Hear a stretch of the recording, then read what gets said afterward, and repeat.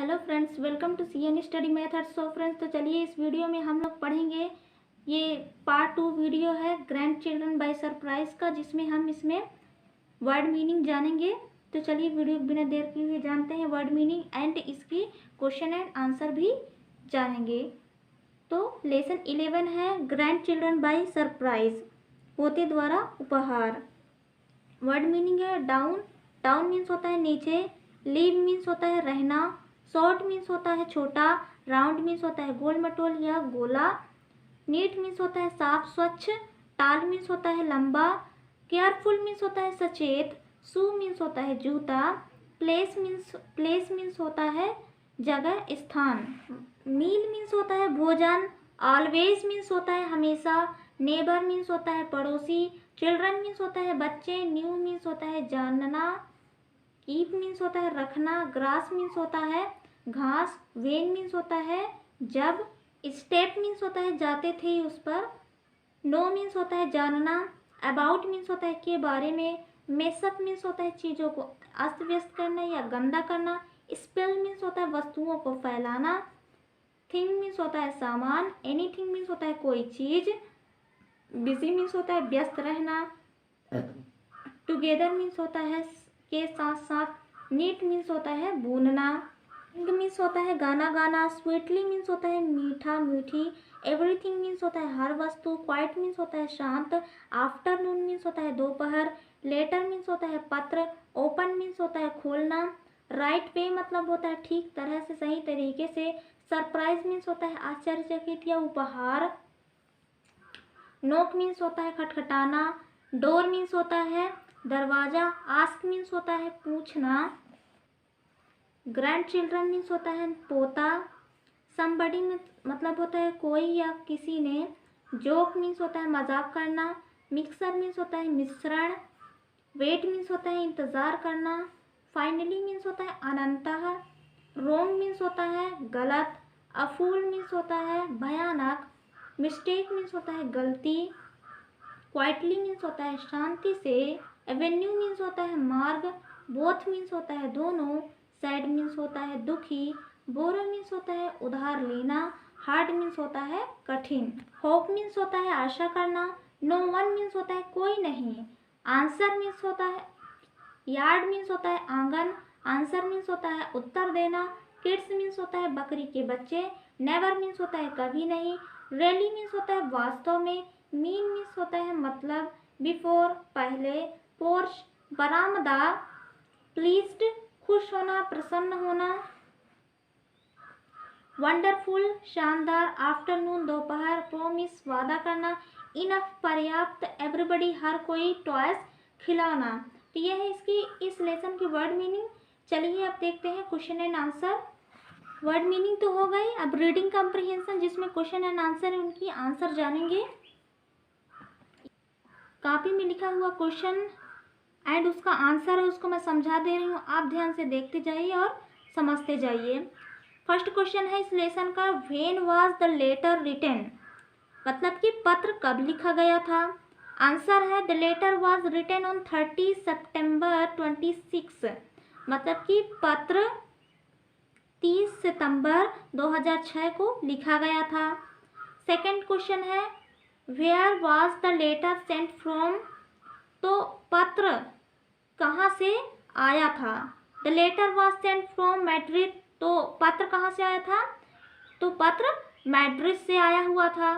तीसरा है who was the letter sent to, पत्र किसको भेजा गया था, तो answer the letter was sent to grandma and grandpapa, तो पत्र दादी माँ और दादाजी को भेजा गया था। ठीक है, आप लेसन को अच्छे से पढ़े होंगे तो आपको समझ में आ रहा होगा।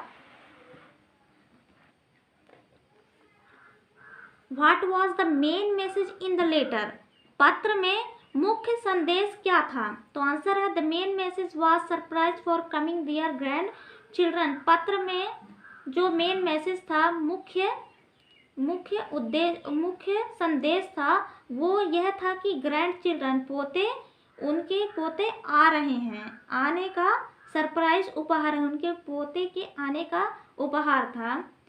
फिर नेक्स्ट क्वेश्चन है हु रोट द लेटर, तो पत्र किसने लिखा था, grandchildren wrote the letter, तो पत्र पोते ने लिखा था, उनके पोते जो आने वाले थे उन्होंने पत्र लिखा था। How was the address on the letter different from the address of the Newtons, तो जो पत्र में एड्रेस पता लिखा हुआ था वो न्यूटन के पते से कैसे अलग था।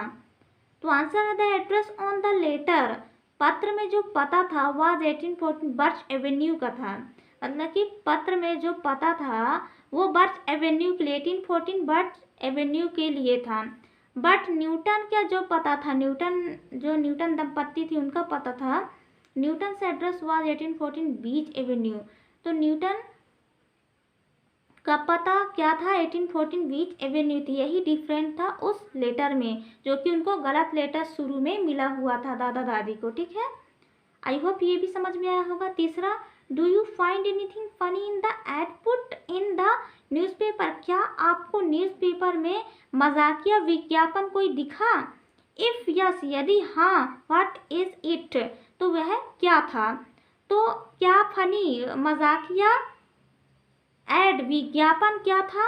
आंसर है yes, I find funny in the ad, मतलब कि विज्ञापन में कुछ मजाकिया था, मजाकिया पाया गया, मैंने पाया। It was grandchildren to borrow, तो उसमें मजाकिया क्या था कि पोते को उधार लेने की मजाकिया टाइप का विज्ञापन किया गया था। आई होप ये भी समझ में आ रहा होगा। चौथा क्वेश्चन है, what did the grand children play with, तो जो पोते थे वो किससे खेलते थे? आंसर है the grand children played with toys, तो पोते खिलौने से खेलते थे। पांचवा है, did the children enjoy the time they spent with the grand parents, क्या बच्चे अपना समय ग्रैंड पेरेंट्स से बिताने के लिए इंजॉय आनंद किए? तो आंसर में था यस, है yes, the children enjoyed the time they spent with the grand parents, इसमें हाँ है, मतलब कि बच्चे अपने ग्रैंड पेरेंट्स के साथ समय बिताकर के इंजॉय किए। नेक्स्ट क्वेश्चन है, even the clock went tock tick, यहाँ तक कि घड़ी भी टाक टीक हो गया। अब इसमें देखते हैं घड़ी कैसे टाक टीक हो गया। फर्स्ट है, हाउ डू क्लॉक्स गो, घड़ी कैसे चलती है? तो घड़ी कैसे चलती है? क्लॉक्स गो टाक टीक, घड़ी टाक टीक चलती है। फिर बी नंबर है, why does the writer say that the clock went tock tick, writer लेखक ने घड़ी को टॉक टिक चलता है ऐसा क्यों कहा? तो आंसर है the writer says that the clock went tock tick because the children had messed with it, तो जो लेखक थे, लेखक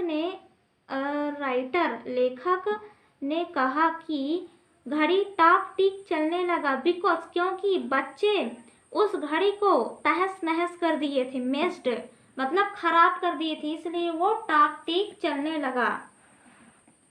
एंड लास्ट क्वेश्चन है, name the things that the Newtons gave to the children, उन सामानों का नाम बताओ जो न्यूटन दंपत्ति ने बच्चे के लिए बनाए थे। तो वो सामान का नाम क्या है? Things that Newtons gave to the children are, वो सामान के नाम जो न्यूटन ने बच्चों को दिए थे, trucks, trains, dolls, toys, dolls house, clock set, तो ये सामान न्यूटन दंपत्ति ने बच्चों को खेलने के लिए दिए थे। ठीक है, आई होप फ्रेंड्स आपको ये क्वेश्चन आंसर वाली वीडियो ज़रूर पसंद आई होगी। चलिए देखते हैं नेक्स्ट क्वेश्चन। ये देखिए नेक्स्ट क्वेश्चन में है वोकेबुलरी में अब देखते हैं। First question, put the words given in the list of words meaning in the order in which you find them in the dictionary, आपको वो वर्ड्स देना है यहाँ पास लिस्ट में जो जिसका मीनिंग हो, ठीक है, इन ऑर्डर क्रम के साथ उसका मीनिंग निकले, विच यू जिसको आपने फाइंड देम पाया है इन द डिक्शनरी में पाया हो। तो यहाँ पे वैसे ज़्यादा निर्देश नहीं दिए गए कौन से शब्द हैं, पर मुझे आंसर मिला है, मैं उसको दिखाती हूँ आपको किसका आंसर क्या होगा। देखिए उस क्वेश्चन का आंसर ये है, मतलब कि हमें क्रमानुसार उन शब्दों को लिखना है डिक्शनरी के अनुसार, ठीक है, जिसको हम टेक्स्ट बुक से मिला है हमें, ठीक है। तो फर्स्ट है ऐड, सेकंड है बेक। देखिए ABCD के हिसाब से लिखा हुआ है ना, इसी को कहते हैं क्रम से लिखना। फिर borrow, cookies, go by, hug, joke, keep off, knit, meals, mess, neat, on time, out of place, play, a joke, porch, quite, spill, surprise, yard. तो यही वो शब्द हैं जिनको लिखना है उस क्वेश्चन के आंसर में, ठीक है। नेक्स्ट क्वेश्चन,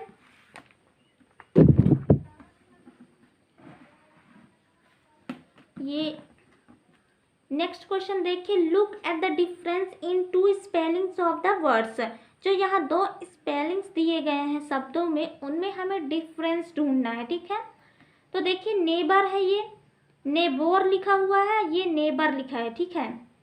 तो देखिए ये नेबोर और नेबर लिखा है, हालांकि इन दोनों को नेबर ही पढ़ा जाता है, लेकिन ये दो कंट्रीज के क्या है, लैंग्वेज के अनुसार से ये इंग्लिश लिखे गए हैं। देखिए the first is American and the second is British. तो जो ये फर्स्ट नेबर है, ठीक है, फर्स्ट नेबर है, ये क्या है, अमेरिकन इंग्लिश में लिखा गया है। लेकिन जो ये सेकेंड नेबर है, ये ब्रिटिश इंग्लिश में लिखा गया है। और हमारे भारत में ब्रिटिश इंग्लिश बोला जाता है, इसलिए हमारे लिए ये वाला स्पेलिंग सही है। लेकिन यदि हम इसको लिखते हैं या इसको बोलते हैं तो ये गलत नहीं होगा, ये भी हमारे उसमें चलता है। लेकिन हमारे भारत में जनरली हम लोग ब्रिटिश इंग्लिश बोलते हैं, इसलिए हम इसी को चलाते हैं, ठीक है। तो ये दो डिफरेंस, इसमें डिफरेंस क्या है, इसमें ओनली फॉर ओ लिखा हुआ है अमेरिकन इंग्लिश में, और इसमें OU लिखा हुआ है, मतलब कि इसमें U ऐड किया गया, तो ये ब्रिटिश इंग्लिश है। उसी प्रकार से जो ये चार्ट में दिए गए इंग्लिश हैं, ठीक है, शब्द हैं, उनमें हमें अमेरिकन स्पेलिंग लिखनी है और ब्रिटिश स्पेलिंग लिखनी है, ठीक है। इस तरफ वाले में अमेरिकन, इस तरफ वाले में ब्रिटिश। तो जहाँ जहाँ खाली स्थान है उसमें हमें समझ के भरना है, ठीक है। Now the complete the table given below, नीचे दिए गए टेबल को आप कंप्लीट कीजिए। देखिए अमेरिकन इंग्लिश वाली टेबल ये है, तो इसमें आप देखेंगे जहाँ शब्द है उसमें देखिए नेबर लिखा है तो ओ है, कलर में भी ओ है, लेकिन ब्रिटिश इंग्लिश में नेबर, नेबोर टाइप का लिखा हुआ है, ठीक है ना। तो नेबर, फिर ये कलर ये अमेरिकन इंग्लिश है, फिर ये कलर ये ब्रिटिश इंग्लिश है। अब देखिए फेवर, ये फेवर ब्रिटिश इंग्लिश है। अब इसको अमेरिकन इंग्लिश में सिर्फ ओ बस लिख करके हमें लिख देना है, ठीक है, तो फेवर हो गया। फिर देखिए लेबर, ये अमेरिकन इंग्लिश है, और ब्रिटिश इंग्लिश में हम लेबर कैसे लिखेंगे, OU ऐड कर देंगे उसमें, ठीक है, तो लेबर हो जाएगा। फिर देखिए वोलर लिखा हुआ है, अब इसमें ये अमेरिकन इंग्लिश है, ठीक है, और ये ब्रिटिश इंग्लिश वोलर हो गया। फिर ये पार्लर, ठीक है, ये पार्लर है ब्रिटिश इंग्लिश में, और ये अमेरिकन इंग्लिश में पार्लर लिखा हुआ है। वेपर, ये अमेरिकन इंग्लिश में है, ठीक है, ये अमेरिकन इंग्लिश में है, और ये वेपर भी, ये वेपर ब्रिटिश इंग्लिश में लिखा हुआ है। र्यूमर, ये देखिए र्यूमर ये ब्रिटिश इंग्लिश में है, अब इसको अमेरिकन इंग्लिश में र्यूमर लिखना है, ठीक है, ओ बस। हार्बर, ये ब्रिटिश इंग्लिश है, ये हार्बर हमें अमेरिकन इंग्लिश में लिखा है। तो इस प्रकार से आपको डिफरेंस समझना होगा, ठीक है। कहीं पर आए इस प्रकार की स्पेलिंग तो आपको कंफ्यूज नहीं होना है, ठीक है। आई होप आपको ये समझ में आया होगा। चलिए नेक्स्ट क्वेश्चन है, यूज 3 क्वेश्चन है, use following phrases in your sentence. मतलब अपने वाक्य में क्या करना है, हमें ये जो नीचे दिए गए फ्रेजेस हैं इनकी मीनिंग लिखना है और सेंटेंस बनाना है, ठीक है। Out of place, play, a joke, on, come by, keep of, ये 4 फ्रेजेस वर्ड हैं। चलिए इसको देखते हैं कि कैसे इसका मीनिंग क्या होगा और इसके सेंटेंस हम कैसे बना सकते हैं इनका, ठीक है। तो चलिए ये देखिए, तो फर्स्ट वर्ड देखिए आउट ऑफ प्लेस, ये फ्रेज है, इसका मीनिंग होता है उपयुक्त स्थान पर ना होना। अब इसको सेंटेंस कैसे बनाना है, इसमें all the things of the house are out of place, मतलब कि सब वस्तुएं घर के यथा स्थान से बाहर हैं, इसका मीनिंग होता है। आप और अलग अलग तरह के वाक्य बना सकते हैं।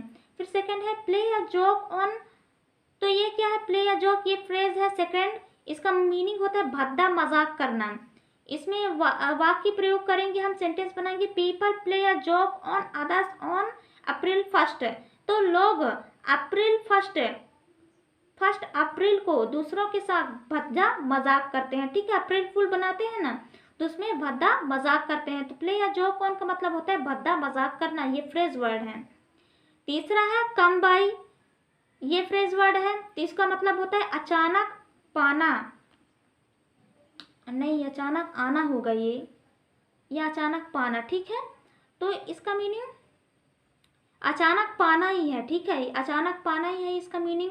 अब इसमें आंसर सेंटेंस कैसे बनेंगे, how did you come by this book, तुम्हें ये पुस्तक कैसे अचानक कैसे मिली। तो ये सेंटेंस है, आप कई प्रकार के सेंटेंस बना सकते हैं। एंड 4 है ये कीप अप, मतलब होता है सुरक्षित रखना। कीप अप का मीनिंग होता है सुरक्षित रखना। इसको सेंटेंस में प्रयोग करेंगे, obey the rules of the road to keep up from accidents, मतलब कि एक्सीडेंट से सुरक्षित होने के लिए, बचने के लिए रोड के नियमों का पालन करना चाहिए। तो ये हो गया सेंटेंस। ठीक है, अपने वाक्य में आप कई तरह की, यदि आपको इन फ्रेज वर्ड की मीनिंग पता है तो अपने वाक्य में आप लोग कई प्रकार के सेंटेंस बना सकते हैं। ठीक है, आई होप फ्रेंड्स आपको वर्ड मीनिंग, क्वेश्चन आंसर और जो ये वोकेबुलरी की एक्सरसाइज है वो ज़रूर आपको समझ में आया होगा, पसंद आया होगा, थोड़ी भी नॉलेज मिली होगी। तो प्लीज़ हमारे वीडियो को लाइक कर दीजिए और चैनल पर नए हो तो सब्सक्राइब करके बेल नोटिफिकेशन को ज़रूर दबा दीजिए, ताकि ऐसे ही वीडियो क्वेश्चन आंसर वाली लेसन वाइज सबसे पहले आपके मोबाइल पर उपलब्ध होती रहे। चलिए मिलते हैं नेक्स्ट पार्ट वाली वीडियो में, जिसमें हम पढ़ाएंगे ग्रामर सेक्शन। तब तक के लिए धन्यवाद, मिलते हैं नेक्स्ट वीडियो में।